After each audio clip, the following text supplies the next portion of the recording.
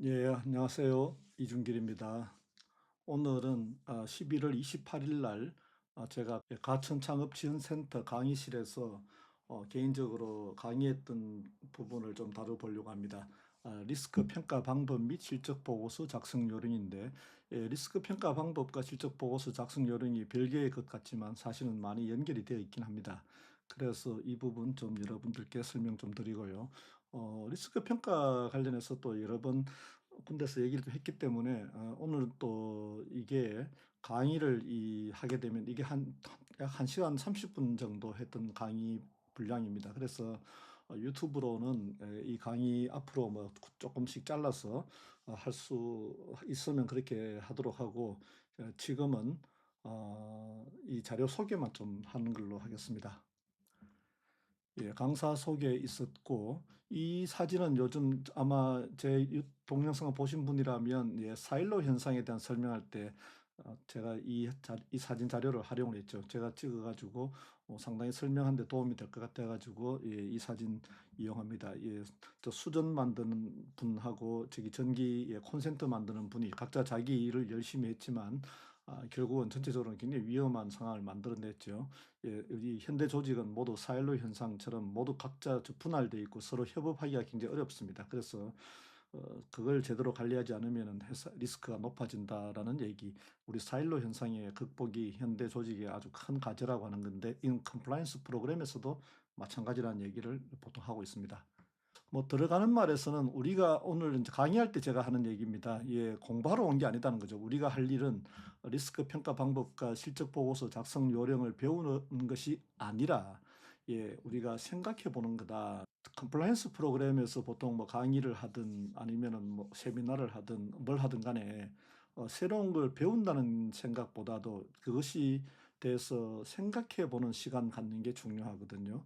생각해 본다는 것은 뭔가 자기가 뭔 입장을 정해놓고 예컨대 배운다 그러면 뭔가 몰랐던 것을 이제 지식을 습득하려고 하죠. 근데 습득한 게 문제가 아니다. 왜냐하면 컴플라이언스 프로그램에서 여러분들이 잘 이해가 안 되거나 모르는 것은 잘 없습니다. 거의 다 워낙 당연한 것들을 얘기하거든요.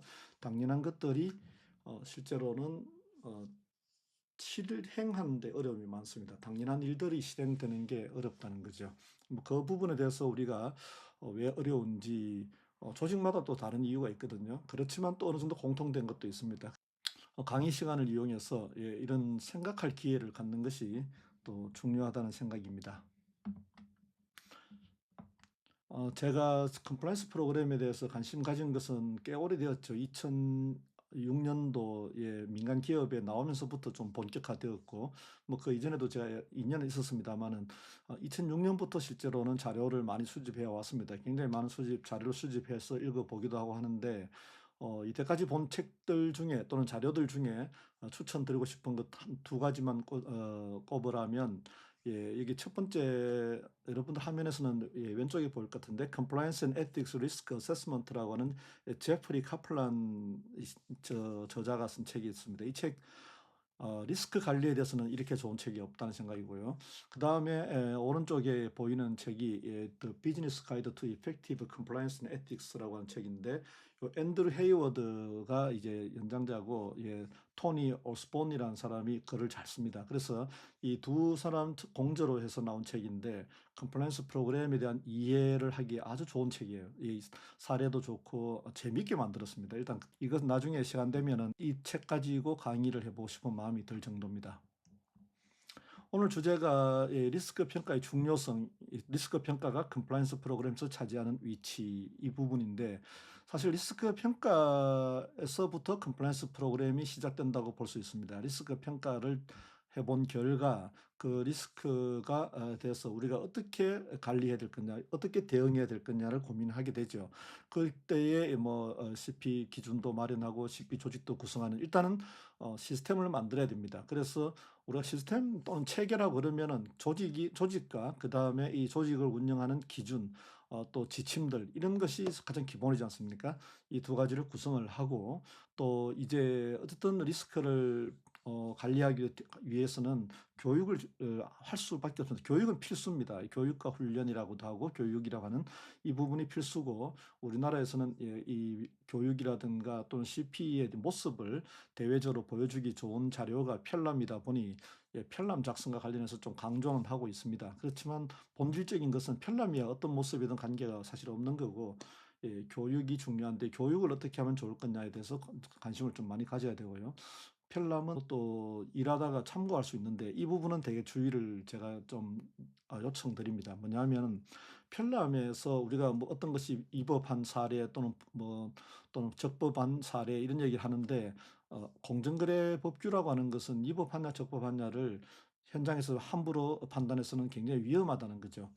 만약에 보통 이슈가 있으면 원칙적으로는 전문가한테 물어야 됩니다. 그래서 내부에 전문가가 있으면 내부에 묻고, 내부에 전문가 없다 하더라도 CP 부서를 통해 가지고 이 부분에 대해서 우리가 답을 찾아야 되는 거지, 이 편람을 보고 답을 찾아서는 안 됩니다. 다만 그 편람을 보고 이런 게 문제가 되겠구나라고 생각하는 그 단서를 제공한다고 보시면 돼요. 그래서 편람은 가급적이면 많은 사례들을 좀 실어 가지고 이것이 위법하니까 또는 이것이 적법하니까 문제 있다 없다가 아니고, 이런 행위 유형과 관련된 업무를 하시는 분들은 반드시 CP 부서와 협의를 거쳐라 이렇게 말씀드리 그런 용도로 이 편람을 사용해야 됩니다. 교육을 했으면 이제 교육한 대로 직원들이 잘 따르는지 모니터링을 해야 됩니다. 모니터링은 뭐 예컨대 하도급 같은 경우에 우리가 제일 문제가 되고 있는 뭐 단가 인하 문제나 가격 문제다 이런 얘기 한다면, 하도급 거래에서 단가가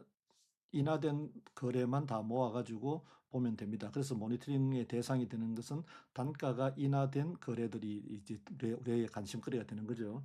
그리고 이제 그것을 보다가 이 부분은 좀 이상하다. 왜냐 어떤 시기에 인하율이 다 똑같다거나 이러면 좀 의심이 벌써 가지 않습니까? 그럴 때는 이제 감사를 나가봐야 되는 거죠. 그래서 감사는 사후적이고 모니터링은 사전 예방적이다. 그래서 이제 이렇게 우리가 컴플라이언스 프로그램 체계도 있고 활동을 쭉 하면 이런 내용들이 실제 리스크가 제대로 관리되고 있는지에 대한 효과성 평가를 해야 되겠죠. 효과성 평가는 원칙적으로는 보통은 목표 대비의 우리의 수행 정도를 얘기할 수 있는데, 실제 실현 정도를 얘기할 수 있는데, 이 목표가 물론 뭐 CP 등급 평가 지표에서 트리플 A를 받겠다라는 게 목표가 되겠습니다만은, 본질적으로는 우리 조직이 갖고 있는 리스크를 얼마나 잘 관리할 수 있느냐 하는 부분이겠죠. 그래서 효과성 평가를 통해서 우리의 컴플라이언스 프로그램의 체계나 활동들 효과적이냐를 평가합니다. 그래서 발견되는 뭐 문제점에 대해서는 개선 활동을 하게 되죠. 이 개선 활동을 하는 목표도 당연합니다. 뭐냐면은 개선 활동을 하게 되는 목적도 한 가지죠. 리스크를 제대로 관리하자는 거죠. 리스크를 줄여나가는 게 저희들 활동의 가장 큰 목표입니다. 그래서 다시 리스크 어세스먼트로 돌아와요. 이렇게 활동을 한 결과 리스크가 얼마나 감경되었는가, 또 얼마나 잘 관리되고 있는지를 봐야 되는 거죠. 그래서 리스크 평가를 다시 해서 또 그러다 보면 이게 아무 다른 조건이 뭐 변화가 없다면 모르지만 또 리스크 자체가 변합니다. 외부의 리스크가 더 증가할 수도 있고 내부의 리스크도 증가할 수 있는 거죠. 그래서 그 리스크 어세스먼트가 결국은 이 컴플라이언스 프로그램의 가장 핵심적인 키워드가 되고 있죠. 그런데 이런 활동들이 가능하게 하는 것은 또 한 가지 더 있습니다. 더 중요한 건 최고 경영자의 CP 실천 의지 및 지원이죠. 이런 활동들을 하려면 결국은 최고 경영자가 컴플라이언스 프로그램에 대한 실천 의지가 강하게 있어야 되고, 최소한 저 실천 의지라고 하는 것이 본인이 앞장서지 않는다 하더라도 이 CP 활동에 대해서 적극적으로 지원해주는 이런 것이 필요합니다. 그래서 이것이 있어야지만 지금 우리가 이때까지 얘기한 것들, 리스크 평가를 기초로 해서 체계를 만들고 활동을 하고 평가를 하고 다시 개선 활동으로 이어지는 이 하나의 순환이 잘 돌아가게 되는 거죠. 그래서 이 부분 역시 중요한 부분이라서 뭐 항상 하는 얘기인데 또 한 번 더 강조를 했고요. 그 다음에는 이제 컴플라이언스 프로그램에서 우리 원래 아까 첫 주제가 리스크 평가의 역할이 뭐냐, 차지하는 위치가 어떤 거냐 이런 거였기 때문에 이걸 좀 세분해 가지고 첫 번째는 전략적인 역할이라고 하는 부분 언급했고요. 이거는 이미 여러 번 앞에서 제가 이 표 가지고 다 이미 얘기했기 때문에 그냥 바로 제목 보면서 쭉 넘어가겠습니다. 두 번째는 리스크 기반 접근법의 핵심 요소다라고 하는 거죠. 예. 자료에 있은 자료 나중에 보시면 별로 이해는 어렵지 않습니다. 리스크를 평가했으니까 당연히 고위험 있고 중간 위험 또는 낮은 위험이 있으면 고위험 리스크에 가장 많은 리소스를 집중할 수밖에 없죠. 그 우선순위 당연히 정하게 되고요. 정책 및 절차 설계의 기초가 된다. 리스크 평가를 통해서 우리 컴플라이언스 프로그램에 이렇게 체계가 만들어지고 나면 프로시저 같은 우리가 리스크를 관리하기 위해서 지침 교육을 시켜야 됩니다. 무엇이 문제가 되는지를 알아야 교육 감사 및 모니터링의 방향 관리할 수 있기 때문에 리스크 평가 교육이 상당히 중요한 그리고 역시 아까 말씀드렸지만 리스크 자체가 기본적으로 고정적이지 않습니다. 우리가 활동을 통해서도 낮춰진 것도 있습니다만은 계속적으로 리스크는 변화하죠. 더욱 증가할 수도 있고 우리가 아무것도 안 해도 리스크 낮아질 수도 있는 거죠. 그래서 리스크에 대한 평가는 지속적으로 해야 된다는 점을 말씀드리는 겁니다. 그리고 교육 및 의사소통이라든가 바로 뒤에 기업 경영진 및 이해관계자 커뮤니케이션으로서의 도구도 역할을 충분히 한다. 왜냐하면 우리가 왜 이런 일을 하느냐라고 누가 질문을 하면 왜 컴플라이언스 프로그램 이렇게 우리가 해야 돼요? 물으면 리스크 평가 결과를 가지고 얘기를 할 수가 있습니다. 투자자들에게도 마찬가지고요. 결론은 리스크 평가는 컴플라이언스 프로그램의 전략 실행 모니터링 개선의 중심에 위치하고 있다. 그리고 이것은 단순한 어느 한 영역에서의 어떤 뭐 평가 도구라든가 단순한 도구 개념이 아니라 전체 프로그램의 성공 여부를 결정하는 핵심적인 역할을 하고 있는 거죠. 이 역할 배경에는 최고 경영자의 컴플라이언스 프로그램에 대한 실천 의지 그리고 적극적인 지원 이 두 가지가 컴플라이언스 프로그램의 성공을 좌우하게 됩니다. 공정거래 리스크 평가 방법에 대해서 이제 실무적으로 굉장히 어려움을 겪는데 요건 참고로 한 번 더 강조한 겁니다. 그 영국에서 공정거래청 시절에 만들었던 자료인데 지금도 CMA라고 하는 조직으로 반독점 기구가 변화했습니다만은 여전히 자기들은 컴피티션로 경쟁법의 컴플라이언스 프로세스는 리스크 확인부터 시작해서 리스크 평가하고 리스크 경감 조치를 취하고 이에 대한 리뷰를 해서 다시 리스크의 변화를 확인해 보는 리스크 아이덴티피케이션 다시 돌아오는 요 순환 구조에 얘기하면서 그 코어에는 탑다운 방식으로 최고 경영자의 컴플라이언스에 대한 실천 의지가 자리 잡고 있다라고 이렇게 하고 있습니다. 그래서 이 표도 제가 강의할 때 종종 사용하는 거고요. 리스크 평가는 식별과 평가와 대응이라고 하는 뭐 단순한 얘기들이고 이 식별 방법으로는 문서 검토도 있고 설문조사도 하고 워크숍도 하고 인터뷰 보통 네 가지 정도 얘기를 하는데 물론 이 문서 검토의 좀 범위를 조금 더 넓게 해서 내부에 있는 문서 검토뿐만 아니라 인터넷에 나와 있는 이 업종에 대한 여러 가지 리스크라든가 뭐 또는 공정거래위원회의 의결서라든가 사건 처리했던 그것 찾아보면은 또 기존에 있었던 법 위반 사례들 나오니까요. 이런 부분들 포함한다면 그게 문서 검토라고 보고 다 이 정도 하면 될 겁니다. 그중에서 인터뷰가 매우 중요하다는 얘기했고 인터뷰에 대해서는 이미 다른 동영상에서 제가 장단점 이미 말씀드렸죠. 효과적인 인터뷰를 위한 주의사항, 명심할 점 다 말씀드렸던 것 같습니다. 그 샘플로 보통 리스크 매트릭스를 만듭니다. 발생 가능성 또는 프리퀀시라고 하는 빈도라고 하는 요걸 가지고 5단계 나누고 심각도 임팩트라고 해서 5단계 나누면 요것을 매트릭스로 만들면은 이 보통 뭐 점수를 뭐 어느 정도부터 할 거냐 여기서는 15점을 기준으로 해서 15점 이상이면 아주 고위험이다. 그 다음에 6점부터 뭐 15점 이하 사이는 중간 위험이고 지금 보면은 5점 정도 이하는 어느 하나가 희박하거나 경미한 거죠. 이렇게 되면은 이것은 저희들 위험도 낮다고 봐가지고 이때 우리의 자원은 하이 또는 미디엄에 집중할 수밖에 없는 그런 만듭니다. 근데 제가 이 표를 보여드리는 이유는 이 표를 참고하시라고 하는 걸로 보여드리긴 하는데 여기에 보시면 내용에 보면 굉장히 구체적인 수치들이 나와요. 근데 이런 부분은 조직마다 다르기 때문에 그리고 또 우리가 이건 이 표는 사실은 반부패할 때 반부패의 위험을 평가할 때 많이 사용하는 표입니다. 그래서 반부패랑 또 공정거래는 좀 다른 특성이 있어요. 공정거래는 생각보다 특히 해외에서는 발생 가능성이 그렇게 높지는 않습니다. 그게 높지는 않다고 본다면은 이걸 우리가 희박하거나 낮음으로 보게 될 수도 있는데 그게 아닌 게 상당히 이 부분은 이제 위반하게 되면은 임팩트가 매우 강하죠. 예, 미국 같은 데 매우 강합니다. 근데 우리나라 같은 경우는 사실은 또 희박하다고 볼 수도 없어요. 왜냐하면 시장 지배적 지위 남용 행위만 규제하는 게 아니고 불공정 거래 행위라는 게 있고 그 외에도 지금 공정거래위원회에 소관 법률 13개 법률이 있습니다. 거기에 어디인가는 이제 걸릴 확률이 아주 높습니다. 그래서 발생 가능성도 공정거래 사건은 사실은 이미 보통 이상으로 봐야 되기 때문에 거의 L로 되는 그 로우보다는 미디엄 이상이라고 봐야 됩니다. 사실은. 그런데 이제 공공기관 같은 경우는 저희들이 보니까 사실은 그 13개 법률 중에 해당되는 법규가 많진 않아요. 몇 개밖에 되지 않고 특히 그 공기업도 아닌 공공기관은 더더욱이나 갑질할 가능성 정도하고 하도급의 발주자로서의 책임 몇 개 조문 외에는 많이 낮습니다. 그래서 두 개 해도 다 낮은 상태가 될 확률은 높은데 그렇더라도 관리를 위해서는 상대적으로 또 이게 상중하를 나눠야 되는 필요가 있거든요. 그래서 리스크 매트릭스는 이 어떤 주어진 요 표를 모델로 삼아라는 게 아니고 요런 식으로 만드는 방법이 있는데 결국 5가지로 분류하는 것은 그 조직의 입장에 따라서 분류할 수 있다. 우리가 보통 관리의 필요성이 있다고 생각되면 약간 인위적으로라도 저희 단계를 높은 걸로 나오도록 우리가 표를 기준을 만들 수가 있죠. 다만 그런데 그렇게라도 기준을 만들어야 됩니다. 만들어야 다음에 리스크 평가할 때 또 이제 리스크 변화를 우리가 추적할 수가 있지 않습니까? 그래서 꼭 필요한 자료라고 하는 걸 말씀드리고 평가표, 반부패에서 많이 사용되는 평가표가 있고 아까 제가 책 추천할 때 카플란 말씀드렸는데 제프리 카플란이 자기 책에 보면은 위험 영역, 가능성, 영향력, 위험 시나리오, 기존 완화 조치, 추가 완화 조치 간단한 표를 만들었어요. 저는 여기에다가 앞부분에는 그 조직의 부서들 나열하고 그 부서의 업무, 그다음에 이 부서 업무와 관련한 이해관계인들은 꼭 필요하지 않느냐. 요 표에 좀 부족한 게 그 부분 좀 필요한 것 같고요.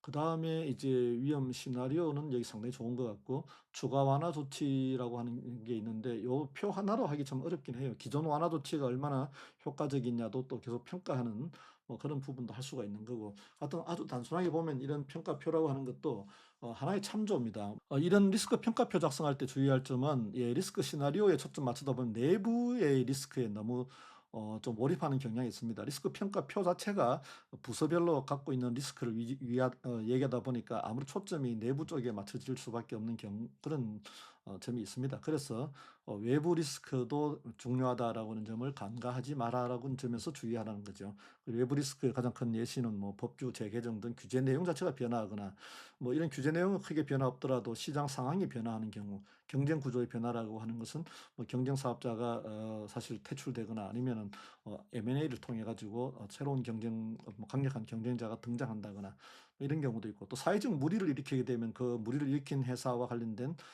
업무 관행이라든가 아니면 업종이라든가 이런 부분들이 조사 대상이 되는 경우가 있죠. 직권 조사를 받게 되면은 회사들 아무래도 그동안에 제대로 그 법 위반 엄격하게 관리 안 하다 보면 공정거래위원회 입장에서는 법 위반으로 볼 만한 일들이 자꾸 벌어질 수가 있습니다. 그래서 이런 외부 리스크에 대해서도 항상 주의를 기울여야 되고 그래서 리스크 평가는 주기적으로 이루어져야 된다는 말씀드립니다. CP 등급 평가 실적 보고서 작성 요령 있는데 이게 등급 평가 준비를 위해 아주 유용한 자료가 3가지가 있어요. 그중에 가장 핵심은 역시 공정거래위원회가 이미 공개를 하고 있습니다. 뭐냐면 우리는 등급 평가를 이 표에 따라서 이 표에 보면은 세부 측정 지표별 평가 가이드라인에 보면은 대기업은 48개, 공공기관 47개, 그다음에 저희 중소 중견기업 40개 지표가 세부 지표가 다 있죠. 그 지표별로 또 트리플 A 기준, 더블 A 기준이 다 있습니다. 그래서 이 평가 가이드라인에 따라 가지고 업무 계획을 수립하고 실제 활동을 하고 마지막에 평가도 하고 이렇게 해 나가면 등급 평가 받는데 상당히 유용합니다. 이게 가장 기본이고 그런데 컴플라이언스 프로그램 우리 CP 부서를 만들었다. CP 담당 부서나 또 담당자를 지정을 하고 있는데 이분들이 뭐 여러 군데 교육을 받을 수도 있습니다만 교육이 그렇게 잘된 교육이 제가 볼 때는 많지는 않아요. 그러면 참고할 수 있는 제일 좋은 자료는 바로 매뉴얼입니다. 이 CP 도입 운영 매뉴얼이 바로 CP 담당 부서가 활용할 수 있는 매뉴얼이에요. 이 매뉴얼을 보고 우리한테 필요한 것들 참고하고 또 여기 책에 없는 것들이라도 우리가 할 수 있는 것들 자꾸 추가하다 보면 그 조직의 운영 매뉴얼이 나올 겁니다. 그게 그 조직의 CP의 수준을 결정할 가능성이 높습니다. 사사 실적 보고서는 참고용으로 보고요. 이 실적 보고서가 그래도 좋은 평가를 받은 실적 보고서들이기 때문에 최소한 제목들만, 목차들만 보더라도 도움될 수가 있어요. 실적 보고서 작성 요령에 대해서는 지침 참고하시면 되고, 예, 작성 요령 역시 있습니다.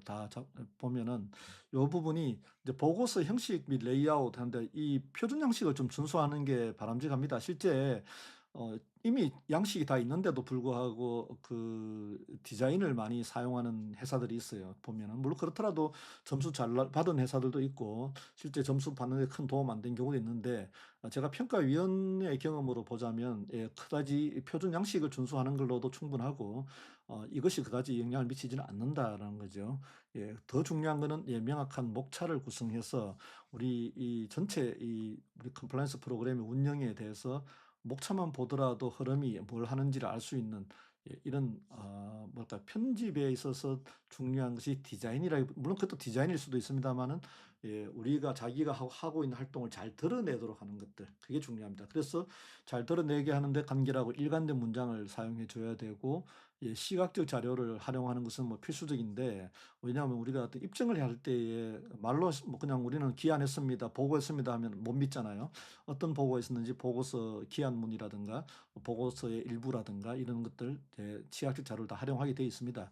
그런데 그 자료 활용할 때 좀 중요한 점은 이 자료가 무엇을 입증하는 자료인지를 좀 바로 알 수 있도록 해야 돼요. 자료 보면서 이게 뭐 어떤 자료지라고 생각하는 이렇게 평가위원들이 머리를 더 써야 되게 만들면은 그만큼 우리가 좋은 등급 받는데 약간은 불리합니다. 그러니까 평가위원들이 볼 때 의심이 되지 않는 그러니까 읽으면서 바로 다 이해가 되도록 그렇게 구성을 해 줘야 된다는 거죠. 그게 되게 중요하다는 말씀드리고 당연히 그러다 보면 객관적인 데이터 기반을 작성해야 됩니다. 그래서 보고 우리가 어떤 입증을 할 때 말로 뭐 "우리는 자주 합니다." 이런 표현은 뭐 실제로 쓰는 데도 있고 차라 그런 말은 피할 것 같습니다만은 자주 한다 그런 것이 아니라 1 년에 몇 번 한다. 또 매월 한다. 이런 식으로 어떤 수치가로 얘기할 수 있는 부분은 수치를 제시를 해 줘야 돼요. 그래야 신뢰성이 높아집니다. 마지막에 이건 뭐 좀 뭐 사실 오타 있다고 해 가지고 저희들이 그 평가위원들이 그걸 그렇게 뭐 감점하거나 그러진 않습니다만은 그래도 좀 '정성을 들였다.'라는 생각. 이게 40개 넘는 지표이기 때문에 실제 점수가 그 레인지가 있잖아요. 뭐 몇 점부터 몇 점 사이에 있을 때 우리가 몇 점을 줄 거냐 할 때에는 정성적인 면도 작용을 할 수밖에 없습니다. 그런 면에서 이 보고서를 정성 들여 만들었다라고 하는 그런 느낌이 들도록 좀 오탈자 좀 줄여 나가고요. 또 형식도 일관된 형식이 돼 가지고 뭐 번호 붙이는데 앞에 아라비아 숫자 썼다가 뒤에 로마자 썼다가 뭐 이런 식으로 그런 것은 좀 이제 신뢰 말하자면 정성을 좀 없다는 느낌 들게 하는 것들이죠. 피드백 반영은 상사의 피드백이 아니라 이것을 다른 사람 막 작성자가 아닌 다른 사람이 봤을 때에 뭐 그거는 우리 같은 팀원이 봐도 됩니다. 이 작업에 참여하지 않은 팀원이 봤을 때에 뭐 이해가 잘 되는지 이런 것들을 한번 피드백 받아보면 시간만 있으면 피드백 한번 받아보면 훨씬 도움이 될 거다는 말씀드리고요. 어 이건 예전에도 딴 데서도 다 했던 얘기들 마찬가지로 실적 보고서 작성 팁에 제가 자주 강조하는데 작성 책임자 1인 지정해 보라 해야 된다는 얘기는 한번 해 보신 분들은 아실 거예요. 이게 여러 명 나눠서 했을 때에 마지막 종합해 가지고 만드는 작업에 엄청난 노력이 들어갑니다. 그래서 조금 책임자 한 분은 좀 힘드실지 모르지만 작성 책임자는 한 분으로 정해서 그분이 다 작성하는 것이 예, CDOE 나누지 말고 한 사람이 하면서 아까 제가 초반에 처음 말씀드린 것처럼 두 가지 중요한 점, 최고 경영자의 CP 실천 의지가 전체에 다 반영되도록 드러나도록 만들어야 되고 그다음에 이 모든 활동들이 리스크 평가에서 출발해서 리스크에 대한 리스크를 경감시키기 위한 활동이라는 것으로 하나의 일관되게 그 논리가 일관된 논리가 작용이 돼 줘야 됩니다. 그래서 이 "왜 하느냐?" 물었을 때는 우리는 이런 활동을 통해서 우리의 리스크를 감경시킨다, 관리하고 있다. 그럼 그 리스크는 어떻게 알게 되느냐? 리스크 평가를 통해서 알게 되는 거죠. 그리고 리스크 평가는 주기적으로 우리가 점검하고 있다. 이런 얘기입니다. 작성 책임자 1인 지정하고 뭐 관련 내용은 가급적 빠짐없이인데 그렇다고 해서 너무 어느 분야의 양만 늘리는 것은 바람직하진 않습니다만은 내용이 관련 내용을 파악하는 게 사실은 조금 어렵긴 합니다. 어쨌든 관련 내용 빠짐없이 할 수 있도록 우리가 어떤 부분에 지표와 관련된 실적 적는데 우리는 없는데요라고 생각하지 말고 생각해 찾아보면은 관련 내용 찾아볼 수 있습니다. 그런 부분 좀 빠짐없이 기재해서 그 균형 있게 내용을 다 넣으시고 중요 내용은 좀 드러나게 하는 요런 편집 기술적인 거죠.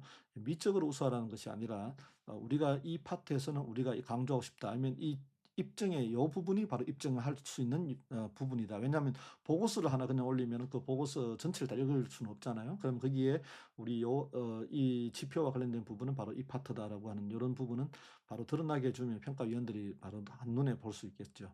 마찬가지로 역시 신뢰성을 유지할 수 있도록 노력해야 됩니다. 아무리 열심히 해도 물론 그 현장 방문 때 질문할 게 나오긴 해요. 하지만 전체 그런 게 너무 많으면 안 되죠. 어쩌다 한두 개는 괜찮습니다만은 그래서 우리가 주장하는 내용에 대해서는 반드시 입증 자료를 바로 입증 자료를 가지고 제시해야 된다. 이런 말씀을 좀 드립니다. 사전 질문 받았는데 세 가지 질문을 받았어요. CP 도입 처음인데 구축 들어간 시간이나 비용은 대략 어느 정도로 산정해야 할까요? 일반적으로 구축에 드는 시간은 한 2, 3개월 정도로 얘기를 많이 하죠. 컨설팅 회사들이. 그런데 비용 문제는 컨설팅 회사에 맡기면 당연히 비용이 듭니다. 그거는 그쪽에서 부르기 나름이고 비용이라고 하는 거는 또 그 우리가 전문성이나 아니면은 여러 가지 또 뭐 고려할 요소가 있기 때문에 비용은 제가 말씀드릴 수는 없는데 실제 처음으로 구축한다. 그리고 등급 평가를 바로 받을 거 아니다 그러면은 구축엔 돈 든다고 생각할 필요는 저는 없다고 생각해요. 왜냐하면 어느 정도 직원이 한 사람한테 책임을 맡기면 그 직원이 보통 기업에서 직장 생활할 정도 되면 지금 제가 말씀드린 자료들이 다 찾아보면 다 나옵니다. 웬만한 자료 나오고 컴플라이언스 프로그램 구축 방법 같은 것들 책 엄청 많아요. 그런 거 보면서 일단 만들면 됩니다. 구축의 기본적인 요소도 이미 우리가 공정위에서 다 아까 매뉴얼 다 만들어서 배포했지 않습니까? 그거 보면서 만들면 되거든요. 굳이 꼭 돈이 들어야 되는 건 아니다. 하지만 필요한 서비스를 외부에서 좀 뭐랄까 좀 활용하려면은 그거는 뭐 돈 드는데 그거는 우리가 예산에 따라서 쓰면 되는 거겠죠. 그걸 너무 돈 많이 든다 생각할 필요는 없다는 거 말씀드립니다.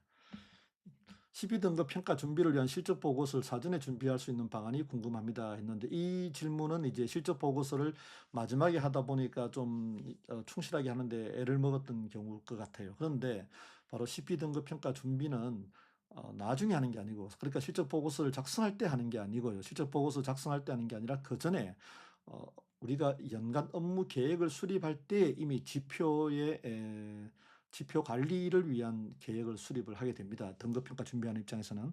그러면은 그 계획에서부터 우리가 매월 이제 그 계획대로 실행되는지를 점검하겠죠. 그 점검할 때 당연히 관련 자료들 다 수집하게 됩니다. 이런 부분들을 다 가지고 실적 보고서를 만들어 가기 때문에 실적 보고서는 애초에 사전에 준비해야 된다고 보시면 돼요. 실적 보고서 마지막에 하는 작업도 있습니다만은 평소에 실적 보고서 양식에 따라 가지고 자료를 많이 준비해 놔야 됩니다. 물론 양식에다가 다 미리 넣어놓을 수 있는데 그건 또 편집하는데 또 시간 걸리니까 엑셀에다가 목록 적어 놓고 그 다음에 관련 파일들 폴더에다가 잘 관리하고 있으면 나중에 다 할 수 있습니다. 그건 뭐 그렇게 해서 이 사전에 준비할 수 있는 방안이 아니라 사전에 준비해야 한다라고 답변 드리고 그거 저도 그 업무 계획 짜는 법 이런 거 공개하고 있으니까 참조하시면 되고요. 그 다음에 이제 아주 어려운 질문이었습니다. CP 구축 고도화 등 업무는 대표이사 및 이사의 의지가 중요한데 관심이 없는 경우에 어떻게 참여도를 높일 수 있느냐.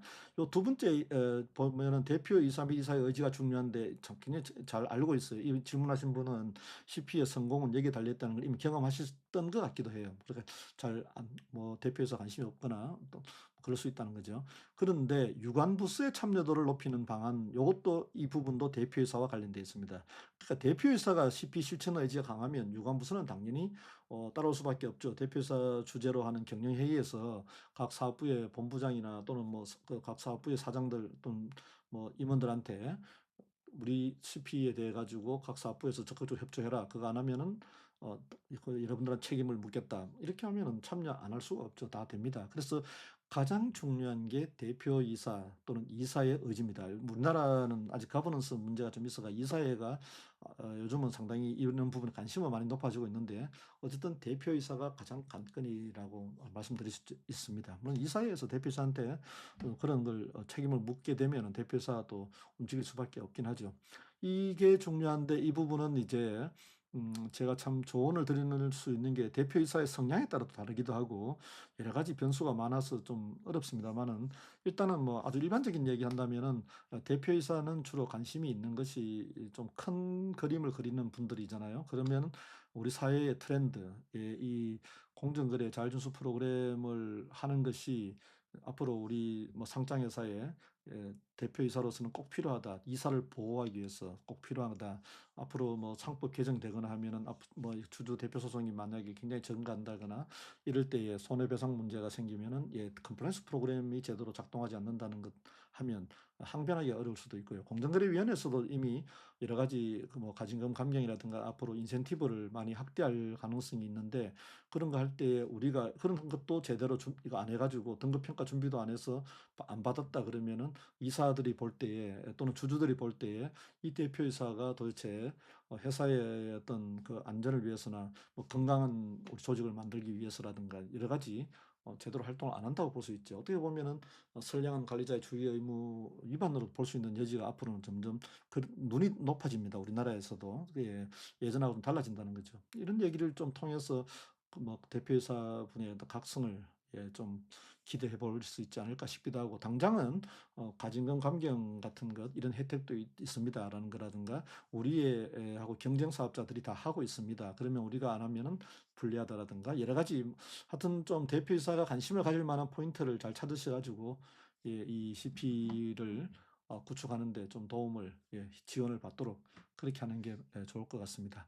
오늘 뭐 요런 얘기를 가지고 1 시간 반이나 했습니다. 물론 하나하나 가지고 이것을 우리가 강의를 듣는 분이 좀 납득이 돼야 되니까 지금 이렇게 뭐 잠깐 한 1-20분 얘기한다고 바로 납득할 수는 없죠. 하여튼 요런 식의 강의였는데 제 개인적으로는 상당히 만족스러워서 앞으로 한 달에 한 번 정도는 컴플라이언스 프로그램의 필수 요소를 가지고 조금은 좀 더 깊은 얘기 그리고 실무에서 많이 어려움을 겪는 얘기들 같이 나눠보는 그런 시간을 갖도록 하겠습니다. 감사합니다.